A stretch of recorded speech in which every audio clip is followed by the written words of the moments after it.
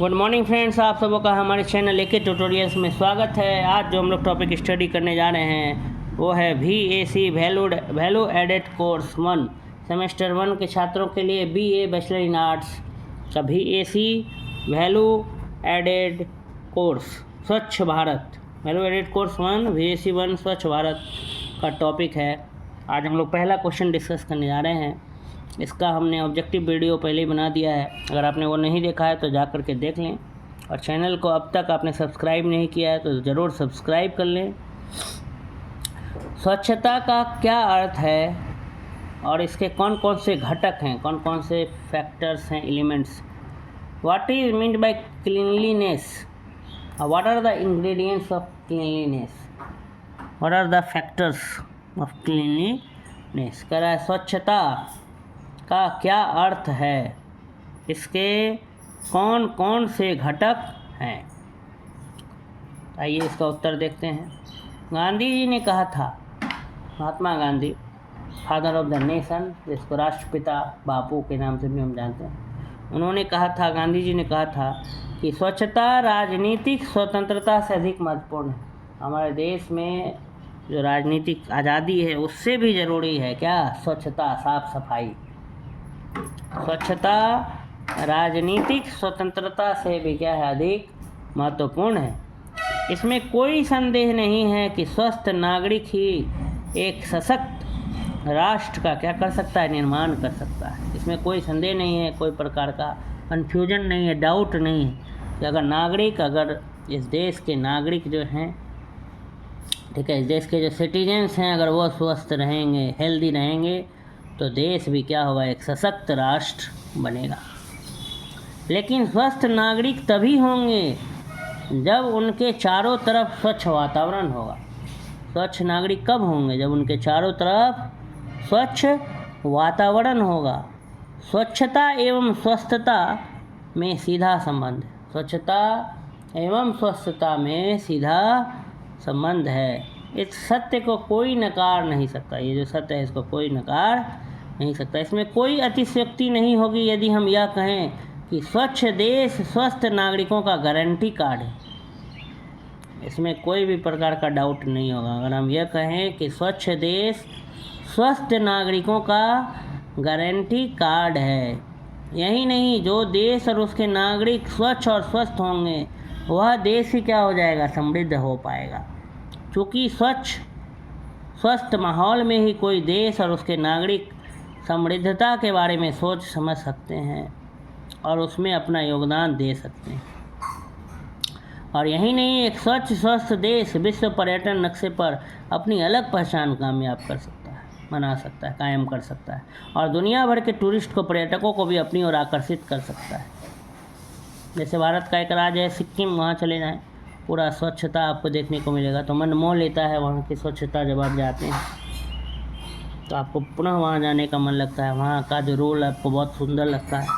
वहीं आप हमारा राज्य जो है बिहार में जब आप आते हैं तो लोग पान वान खा के थूकते रहते हैं, पुड़िया चबा के थूकते रहते हैं, इधर उधर पन्नी वन्नी फेंकते रहते हैं। वो सारा चीज़ वहाँ रूल में क्या है, अलाउड नहीं है। तो नागरिक तो सभी भारत के ही हैं, तो स्वच्छता अपने सोच पर निर्भर करती है। बहुत लोग हैं कि पानी पिए कहीं फेंक दिए बोतल, कूड़ेदान में ही कचरा को फेंकना चाहिए हम। फिर अपना शारीरिक स्वच्छता, हर चीज़ में आस पास की स्वच्छता पे ध्यान देना चाहिए।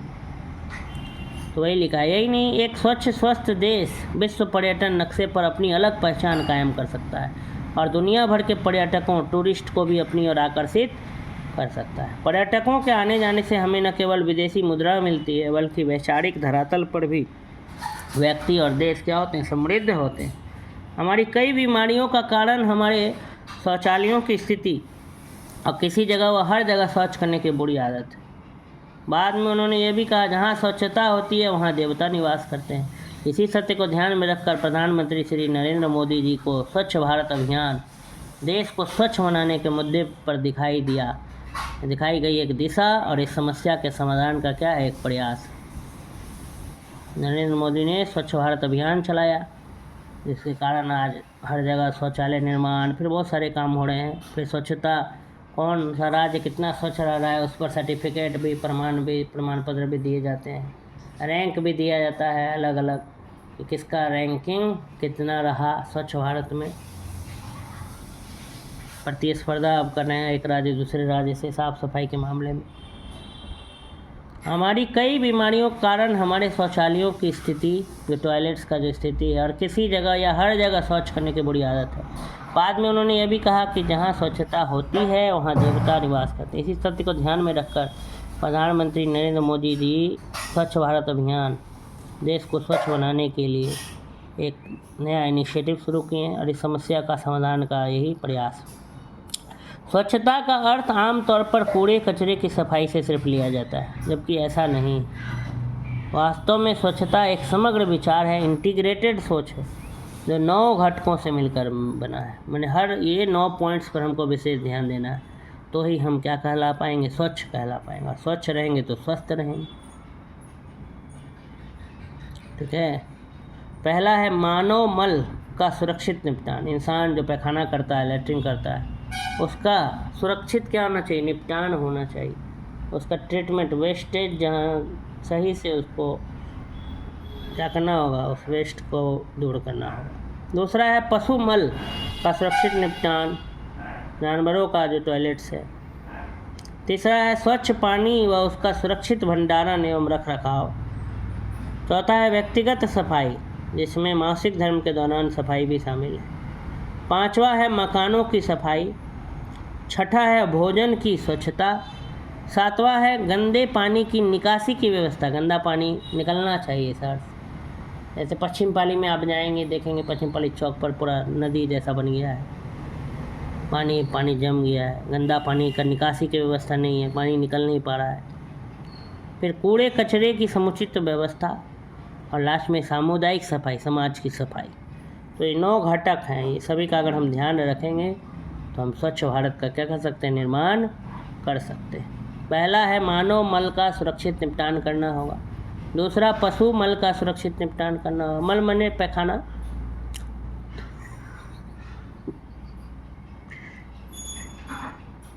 तो पहला बिंदु था मानव मल का सुरक्षित निपटान, दूसरा पशु मल का सुरक्षित निपटान, तीसरा स्वच्छ पानी एवं उसका सुरक्षित भंडारण, स्वच्छ पानी एवं उसका सुरक्षित भंडारण रख रखाव, चौथा व्यक्तिगत सफाई, पांचवा मकानों की सफाई, घर की सफाई, छठा भोजन भी स्वच्छ रहना चाहिए, भोजन की स्वच्छता, सातवां गंदे पानी की निकासी की व्यवस्था, आठवां कूड़े कचरे की समुचित व्यवस्था, और नौवां सामुदायिक सफाई। उपरोक्त घटकों को ध्यान में रखकर कह सकते हैं कि स्वच्छ भारत अभियान एक व्यापक शब्द है, बहुत बड़ा शब्द है, जिसमें मनुष्य के शरीर, उसके रहने के स्थान, उसके काम करने के स्थान, आसपास के स्थान, सभी क्षेत्र क्या हैं, शामिल हैं। तो इस प्रकार से ये पहला प्रश्न जो है यहीं पर समाप्त हुआ। अगर आपको ये वीडियो अच्छा लगा तो चैनल को सब्सक्राइब कर लें, लाइक करें, अधिक से अधिक इस वीडियो को पहुंचाएं, और बेल आइकन दबाना ना भूलें, क्योंकि आपको चैनल पे आए हुए सभी वीडियोज़ का नोटिफिकेशन समय पर मिलता रहे। धन्यवाद।